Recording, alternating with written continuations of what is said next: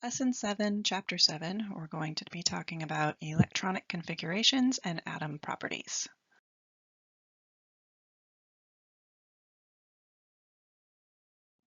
As you can see, in this lesson, we're going to be learning a lot of new vocabulary words and their meanings and applying them to the periodic table. A large part of what we're going to be doing in this chapter is using the periodic table to determine an electron's address. So we can determine approximate guess of the location of an electron, and we do this by using quantum numbers. So there are 4 different quantum numbers that we're going to explore.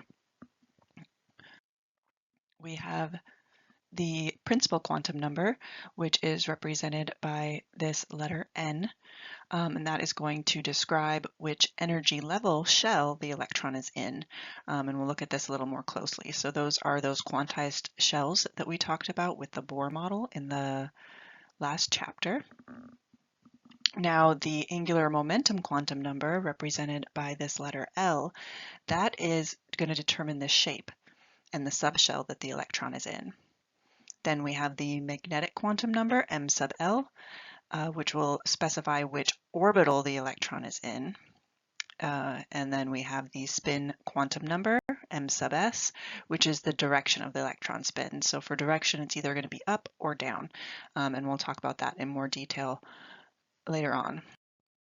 So let's start with that principal quantum number represented by that letter N. So the principal quantum number describes the size and energy level of the electrons. So the higher the value of N, the further it is away from the nucleus. So when we're talking about these N levels, these quantized areas that electrons can be present, we're talking about the rings around the nucleus in an atom. So for instance, this first ring would be N equals 1, the second ring would be N equals 2, third ring would be N equals 3, and so on and so forth. So different atoms have a different number of shells or N values. This particular one diagram that we're looking at just has 3. So what this is saying is the higher the value of N, so for instance, this outer shell is N equals 3, that means it's furthest away from the nucleus, as you can see from the picture, right? So the higher the N value, the further away from the nucleus that electron resides. Since it's further away from that nucleus, it's also going to be higher in energy. So why is it higher in energy? Well, we have this positively charged center, the nucleus, which has the protons and the neutrons in it. And then the electrons are negatively charged. So those negatively charged electrons are attracted to that opposite positively charged nucleus. So the nucleus wants to hold those electrons closely. The closer those electrons are to the nucleus, the more they can feel its positive charge and the more stable those electrons are going to be. So the further away the electrons get, so if the electrons are way out here in the N equals 3 level, they're going to be much higher in energy because they're not feeling the pull of that positively charged center as much. So they're going to be easier to be plucked off. I said we were going to relate this to the periodic table. So where are the N values on the periodic table, the principal quantum number values? Well, they are the numbers that are off to the left-hand side of the periodic table that we have highlighted in orange here. So I'm going to kind of re-highlight them in red a little bit so you know what I'm talking about. So notice they go from 1 to 7. So those are going to be the possible N values. You'll also notice that the cutout of the lanthanide and actinides, which is down here, they are cut out from the N values or the rows of 6 and 7. And then I'll talk about what these letter designations mean in a moment, the S's and the D's and the P's that you see on here. So the angular momentum quantum number, represented by that letter L, that is those S, P's, D's, and F's that you saw on the previous slide. And we'll look at those again on the periodic table, but let's talk about the angular momentum quantum number and some of its properties first. So it is the sublevel that denotes the shape of the orbital. So we're going to look at the different shapes of these 4 different types of orbitals that we have here. The values of the angular momentum quantum numbers depend upon the principal quantum number. So the values always start at 0, and they can go as high as n minus 1. So when I'm talking about n minus 1, this n value is the principal quantum number. So for instance, if the principal quantum number is 3, where n is equal to 3, that means our L values then are going to be 0, because we always want to start at 0. And then if we plug 3 into this n minus 1, right, we get 3 minus 1. So 3 minus 1 would equal 2.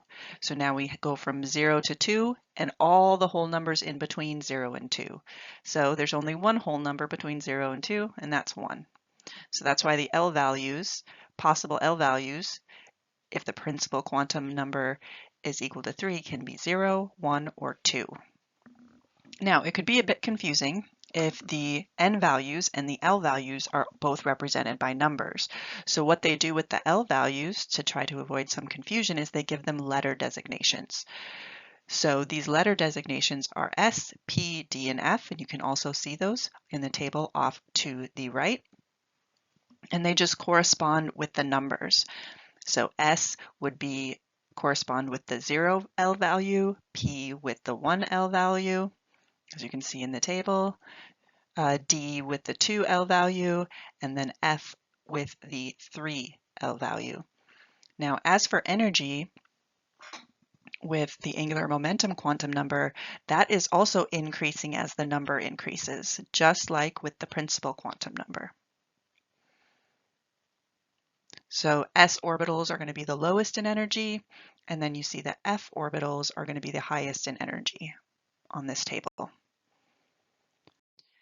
We said the angular momentum quantum number, represented by that letter L, determines the orbital shape. So let's look at some orbital shapes here. We have the S orbital being a sphere. That's how I remember it, S for sphere. We have p orbitals, which there are 3 of them, which we'll talk about in a moment. They look like a peanut in its shell to me. So that's an easy way for me to remember its shape. It looks kind of like a peanut. You'll notice there's also a node being pointed out here right in between those 2 spheres making up that peanut. So what is a sphere? What is a node? A node is a region where electron density does not exist. So we talked briefly last chapter about some atoms are represented with just an electron cloud around them instead of those quantized rings, those quantized levels where the electrons reside. So a node is going to be a spot where no electrons are going to be. Okay, so in the p orbital, there's only one node, and that is where the 2 spheres connect. Then we have the d orbitals, which kind of look like a clover leaf shape, and they have 2 nodes where both of their peanuts connect, I guess, if you would look at it as like a double peanut shape. And then we also have the f orbitals. This is where L is equal to 2. Oh, I'm sorry, L is equal to 3 for the f orbitals, and these have 3 nodes in them. So how does the angular momentum quantum number relate to the periodic table?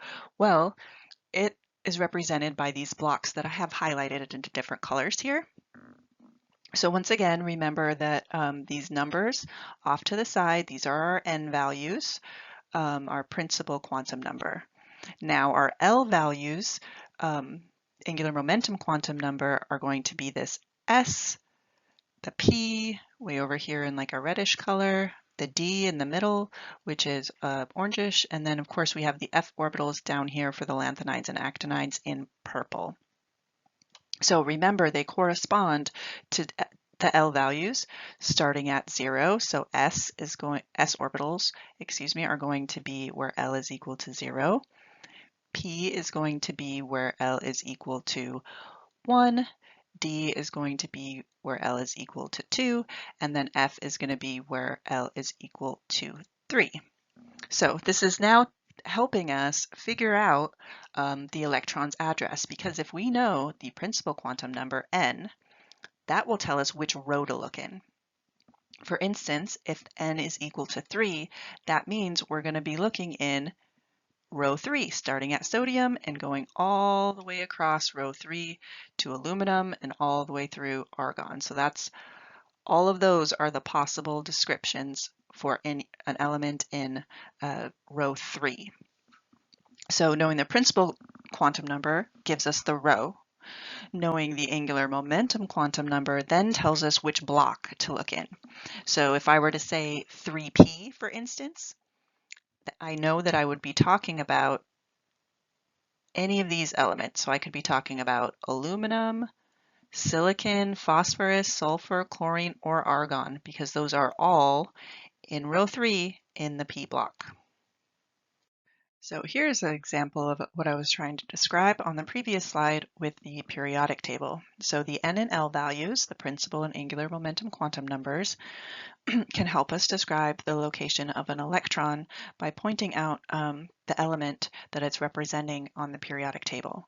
So the first principal energy level, so that means if we're looking at row 1, where N is equal to 1, you'll notice that there's only one possible orbital for it to be in, because if you look in row 1, all that's there is the S block. There's no P's in row 1 and there's no D or F in row 1. So one S orbital is the only possibility if you're looking in row 1. Now if you're looking in row 2, there's two possibilities. We have the 2S, and then if we keep going across the periodic table, we're still going to be in row 2, but then we're going to hit the P block. Third principal energy level. So the third row, this is going to have three possible options, 3s, 3p, and the 3d is also going to be part of it. Now this 3d is confusing to some people because if you look in row 3, and follow it across, you're not going to see that the d orbitals are up that high. It looks like they're starting in row 4. And we'll talk about why the 3ds that are in row 4 actually belong up in row 3. So here's a description of those orbital blocks combining the principal quantum number and the angular momentum quantum number. So notice, like we said on the previous slide, in row 1, there's only one possibility, and that is the S block, hydrogen and helium. In row 2, there's two possibilities, the 2S, and then if you keep going across, you hit the 2P. Now in row 3, this is where it looks a little confusing. We can see that we have the 3s and we can see that we have the 3p, but the 3d isn't up here. Instead, it's down here.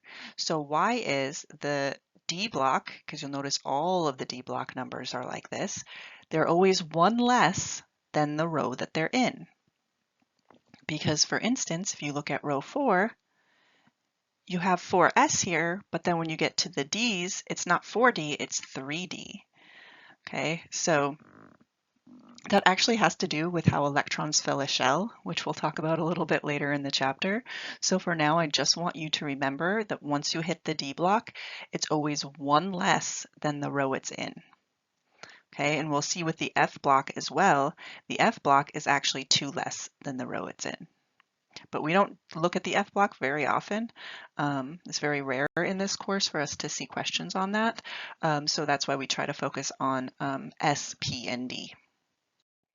Next, let's look at the magnetic quantum number represented by this M sub L. So the magnetic quantum number gives us the orientation of the orbital. So these values are going to range from negative L to positive L. So what I mean by that is if you know what your L value is, meaning your angular momentum quantum number, values for the magnetic quantum number can vary from negative L all the way to positive L, and everything in between, including 0. So you can see that breakdown in the table below. So for instance, if L is equal to 0, we're talking about the S block then, the only possible option for M sub L is going to be 0, because negative 0 and positive 0 are still going to be 0, right? So there's only one possible orientation for the S block. Now when you look at the P block, so the P block represented when L is equal to 1, so this is the same as saying the P block. So the possible magnetic quantum numbers in the P block are going to range from negative 1 to positive 1 and everything in between. So negative 1 and positive 1 we have, the only number between -1 and +1 that's a whole number is going to be 0. So that means there are going to be 3 different orientations of the p block. So let me show you those 3 orientations now. Those are going to be represented by these yellow spheres. Sorry, I'm having some technical difficulties. There we go. By these yellow spheres here. So the 3 orientations that we're referring to with the magnetic quantum number is going to be the p sub x, where the p-net is on the x-axis, the p sub z, where that p-net shape or the electron density clouds are along the z-axis, p sub y, where the electron density clouds are along the y-axis. So those are the 3 different possible orientations when you're in the p block. Now let's look at the d block. So the d block, we're looking at where L is equal to 2. So if you go from -2 all the way to +2 and all the whole numbers in between, you're going to get 5 different orientations. So that tells us that there are 5 different orientations of the d orbital. And you can see the pictures of all those orientations here. For the F block, the last one, so this is where L is equal to 3. So the possible magnetic quantum numbers when L is equal to 3 are going to range from -3 to +3 and all the numbers in between.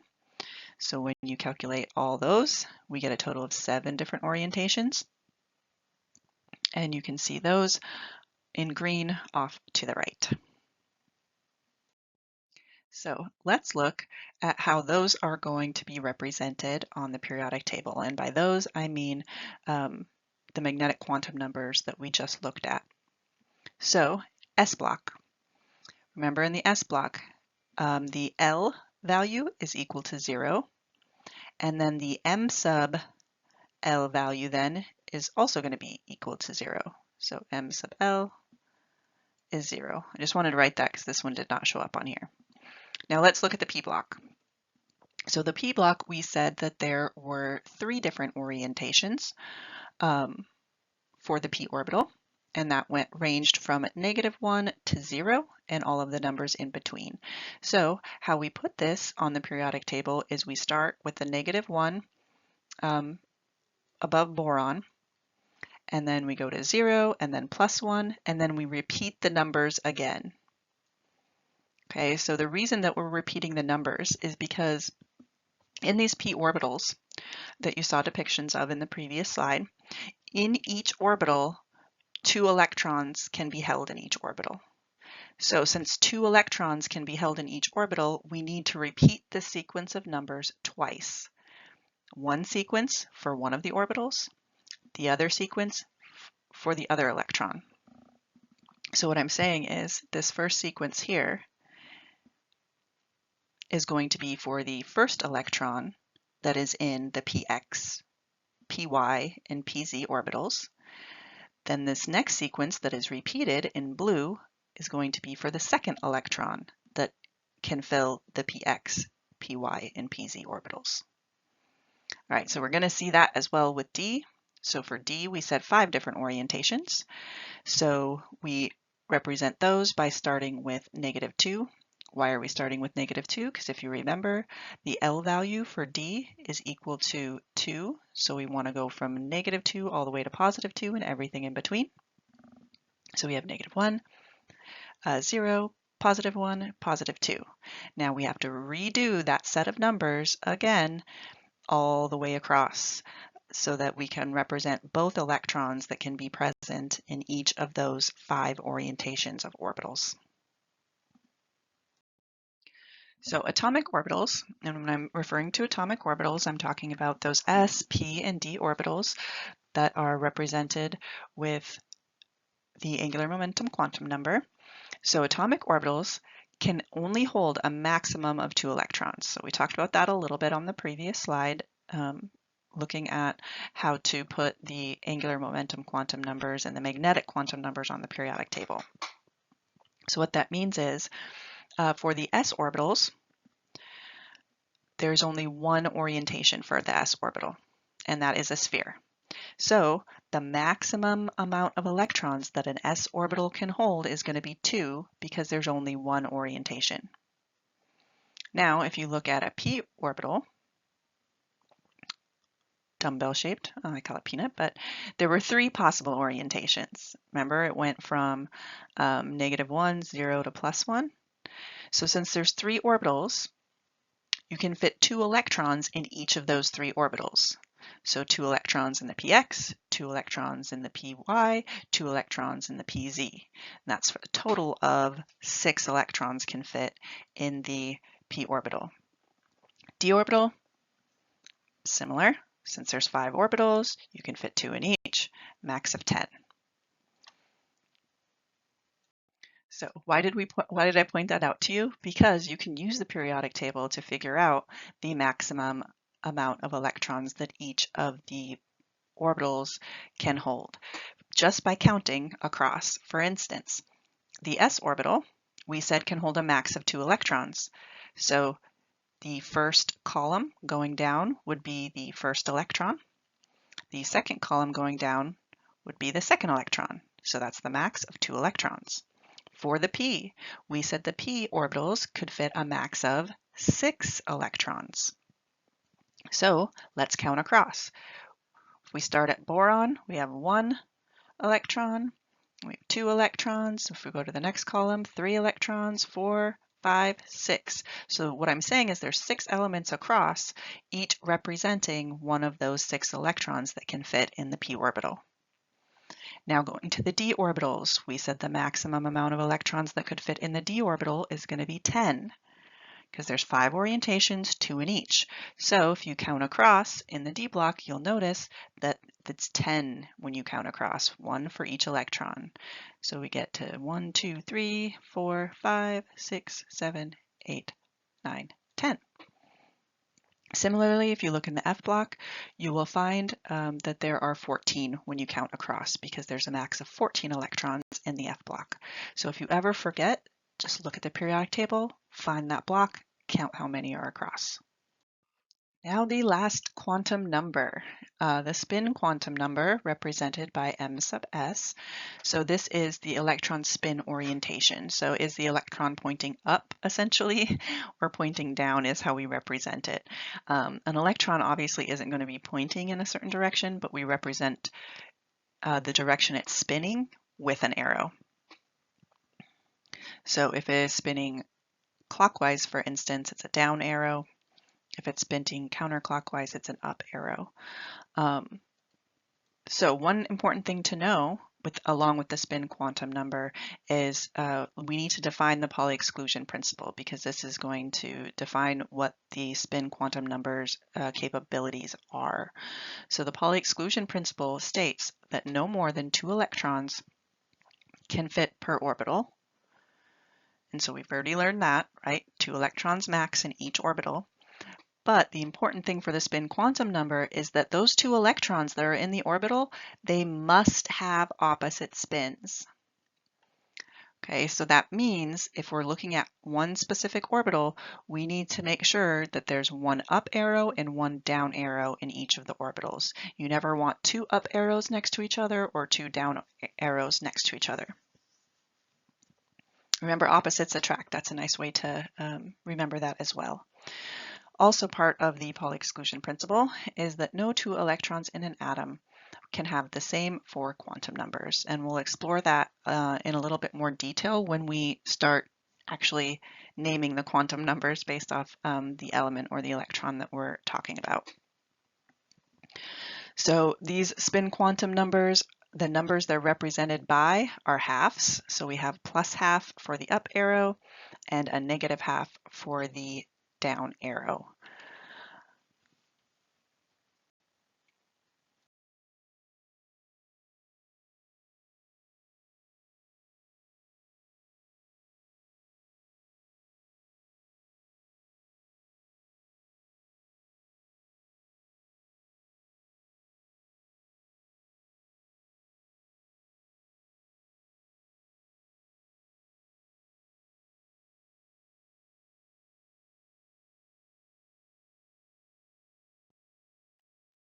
So now let's put it all together.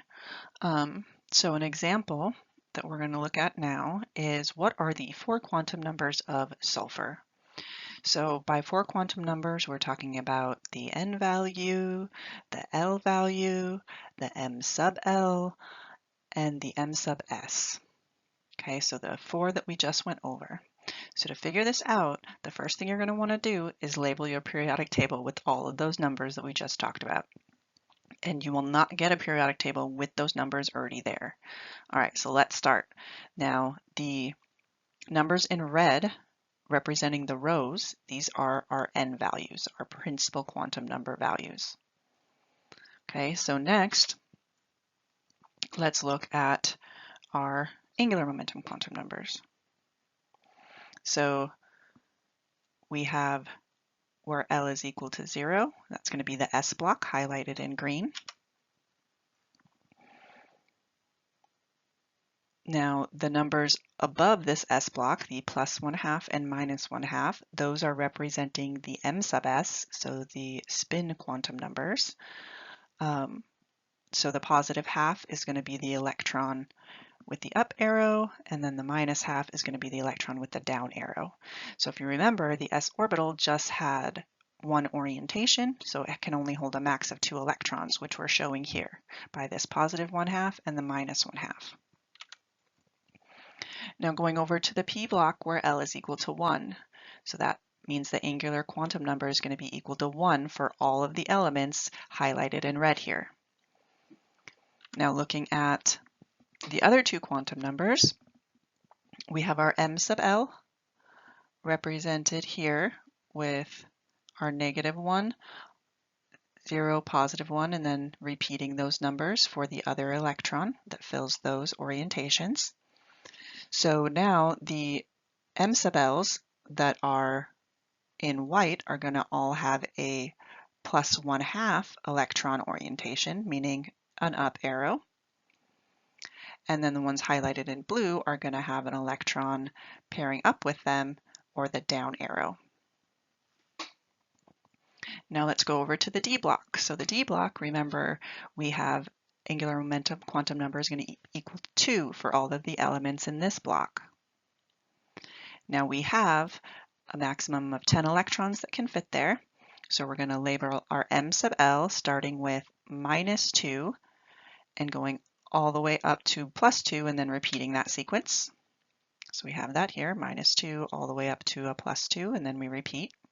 So those are our M sub L's following the elements in those rows and columns. Then we have the ones, once again, highlighted in white are going to be the up arrow or the positive half orientation of the electron, and the ones in blue are going to be the negative half orientation. So this is something you're going to want to write on your periodic table come test day, or especially write it now so you can practice looking at it and using it.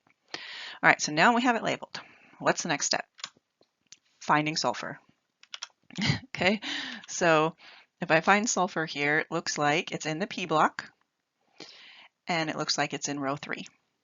So we have 2 quantum numbers already right there. Being in row 3, that means the N quantum number is going to be 3. So we get N equals 3 because it's in row 3. Our L quantum number is going to equal 1. Why? Because it's in the P block. And remember, P has an L value of 1. So what's our M sub L then? Well, our M sub L, we're looking at the numbers here. And if we see sulfur, sulfur is underneath the -1 that's highlighted in blue. So since it's under the -1 highlighted in blue, our M sub L is -1. Since it's highlighted in blue, that means the M sub S, our spin quantum number, is going to be -1/2. So that's where we get these numbers from. Hard part is getting those numbers on the periodic table, knowing what numbers needs to go where. So it's often represented, instead of labeling them each individually with their letter, they often just put them in parentheses and separate them by commas, starting with N, then L, then M sub L, and then M sub S. Now let's practice writing a set of quantum numbers for the following elements off to the left. Feel free to pause if you want to try this on your own. We're going to start with lithium. So first thing you need to do is find lithium on the periodic table. So lithium is in the S block and it is in row 2. So that gives us our N value of 2. And since it's in the S block, its L value for lithium is going to be 0 because all elements in the S block are going to have an L value of 0. They are also going to have an M sub L value of 0 as well. So the last piece of information we need is the spin quantum number. So in this case, the spin quantum number for lithium is going to be plus 1/2, because remember, for the electrons, we always have the plus 1/2 first, and then the minus 1/2 comes second. So since lithium is in the first column of the S block, it will have a plus 1/2. And then all of the elements in the second column of the S block will have a minus 1/2 for their spin quantum number. Let's look at fluorine next. So finding fluorine on the periodic table, we have fluorine way over here in the P block. It's that halogen. So it is also in row 2, just like lithium was. So N value is going to be 2. The L value for all elements in the P block is 1. So that means since fluorine's in the P block, its L value is going to be 1. Its N sub L value is going to be 0. So we're looking at the M sub L values that are written at the top here. Remember, these ones have to be memorized. You need to know where to put them. They are not going to be given to you on the periodic table. Last but not least, we need the spin quantum number. So all of these highlighted in blue. So the last 3 columns of the P block are going to have minus 1/2 spin quantum numbers. So we get quantum numbers of 2, 1, 0, and minus 1/2 for fluorine. Let's look at magnesium next. So coming back over to the S block, we can see magnesium is in the S block and it is in row 3. So N value is going to be 3. Our L value is going to be 0 because it's in the S block. Our M sub L value is also going to be 0. And since magnesium is in the second column of the S block, it's going to have a minus 1/2 spin quantum number. All right, let's go back and look over at bromine. So we're looking at a halogen again over in the P block. So bromine is just 2 further down than fluorine. So it's going to have very similar quantum numbers, but they're not going to be exactly the same. Remember, the Pauli exclusion principle said that no 2 sets of quantum numbers can be exactly the same. So it's not going to be exactly the same as fluorine. It's going to have to differ somehow. So how is it going to differ? Well, it looks like it's definitely going to differ in its N value, because bromine is in row 4. So its N value is going to be 4. Its P value, or angular momentum quantum number, is going to be 1. Its M sub L is going to be 0. And then its spin quantum number is going to be minus 1/2. So it's very, very similar to fluorine if you compare fluorine and bromine. Notice all but one of their quantum numbers are the same. They only differ by that first quantum number. Okay, but they do differ. That's the important part. That's what the Pauli exclusion principle is pointing out, that all 2 sets of quantum numbers cannot be exactly the same. All right, let's look at aluminum. So aluminum, where's that guy at? Oh, aluminum's over in the P block as well. I'm going to circle it right now. So looking at aluminum, whoops, that is in row 3. So its N value is going to be 3. Its L value is going to be 1 because it's in the P block, and all elements in the P block have an L value of 1. Its N sub L value is going to be -1, so I'm just following it up and seeing what number is written here. And then for its spin quantum number, since it's the first 3 columns in the P block, it's going to be plus 1/2. So we get quantum numbers of 3, 1, -1, and plus 1/2. So let's recap the quantum states. So notice there are the principal quantum numbers off to the left-hand side, n equals 1, n equals 2, n equals 3. So starting at n equals 1. N equals 1 meaning that first row. So if you look at the first row on the periodic table, the only block present is the S block. So if you look at the S block has a L value of 0. Now if you go into the second row, where n is equal to 2 now, you are going to hit the S block first, and it's going to be labeled the 2S, and that's going to be an L of 0. But you're also going to have a P block as well if you keep going across. So you can see we have the 3 orientations of the p orbitals, and those values for its angular momentum quantum number are going to be L is equal to 1. Now next we have group 3. So in group 3, or row 3 I should say, you hit the S block first with a L equal to 0. Then you hit the P block, which can fit a total of 6 electrons, 2 in each of these 3 orientations. Their L values are all going to be L of equal to 1. Then you hit the D block, because remember the D block is always 1 less than the row that it's in. So even though the D's don't start until row 4, according to the numbers listed on the side of the periodic table, they are 1 less than the period they're in. So it's going to be 3D, not 4D for that first one.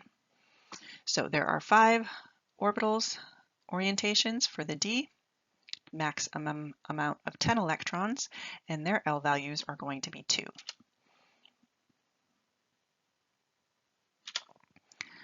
Next, along the top, we have our M sub L's